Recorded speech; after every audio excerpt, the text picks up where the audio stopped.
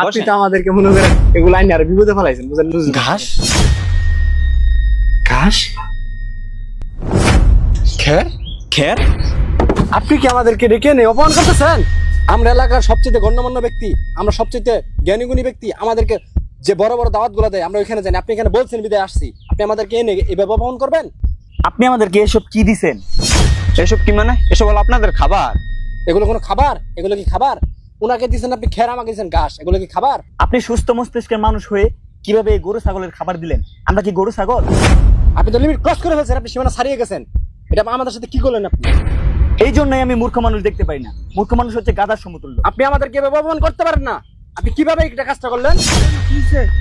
আপনারা আমাদেরকে দাওয়াত দিয়ে খের, উনাকে খের দিছে, আমাকে ঘাস দিছে। দেখেন কত বড় বেয়াদব। ওনাদের সাথে কিভাবে কথা বলতে হয় জানো না? ওনারা হচ্ছে জ্ঞানীগুণী মানুষ। তুমি এটা কেন করছো? শুনেন তাহলে আমি এটা কেন করছি। আপনি তো আমাদের গ্রামের একজন অনেক বড় জ্ঞানী ব্যক্তি, আপনার কাছে একটা পরামর্শ চাইতে এলাম। কি বিষয় বলো?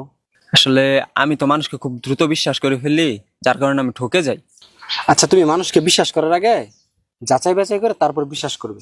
সে এত বড় একজন জ্ঞানী মানুষ এত ছোট একটা উত্তর দিল। আচ্ছা, আমাদের এলাকার যে আরেকজন জ্ঞানী ব্যক্তি আছে সে কেমন? আরে ওটা তো একটা গরু, গরুর কোনো জ্ঞান আছে? গরুর কথা আমার কাছে জিজ্ঞেস করবার এসো? গরু? মানুষ আবার গরু হয় কেমন? তার কাছে ওনার কথা জিজ্ঞেস করছি, সে আমাকে বলতেছে জানেন কি, সে নাকি গরু। আমি ওইখান থেকে চলে এসে আমি তার কাছে যাই। আপনি তো আমাদের এলাকার একজন জ্ঞানীগুণী ব্যক্তি, আমি তো মানুষকে খুব সহজে বিশ্বাস করে ফেলি, যার কারণে ঠকে যাই। তুমি কাউকে বিশ্বাস করার আগে যাচাই বাছাই করে তারপর বিশ্বাস করবা। এই উত্তর তো সে আগে দিল, সে কি তাহলে বেশি জ্ঞানী? আচ্ছা, আমাদের এলাকায় যে আরেকজন জ্ঞানী ব্যক্তি আছে সে কেমন? তুমি ওই ছাগলের কথা আমার কাছে কও, ও তো একটা ছাগল। তুমি এই ছাগলের কথা আমার কাছে কইও না। ছাগল? হ্যাঁ বলে গরু, হ্যাঁ বলে ছাগল। তারপর আমি তার কাছে জিজ্ঞেস করি উনার কথা, যে উনি কেমন মানুষ। ঠিক আছে, সে আমাকে বলে কি জানেন, সে নাকি ছাগল। তো তাদেরকে দাওয়াত দেয়নি আমি, ঘাস আর খের দেওয়া কি ভুল করছি? না, তাহলে তো তুমি ঠিকই করছো। জ্ঞানীগুণী মানুষরা যদি এসব কাজ করে তাহলে আমরা কি করব বলেন? আজকে আমাদের অপমান হওয়ার মূল কারণ কি জানেন? আমরা যদি হিংসা না করতাম একে আরেকজনের, তাহলে আজকে এতটুকু অপমান হয় না। হ্যাঁ, আপনি ঠিক বলেছেন।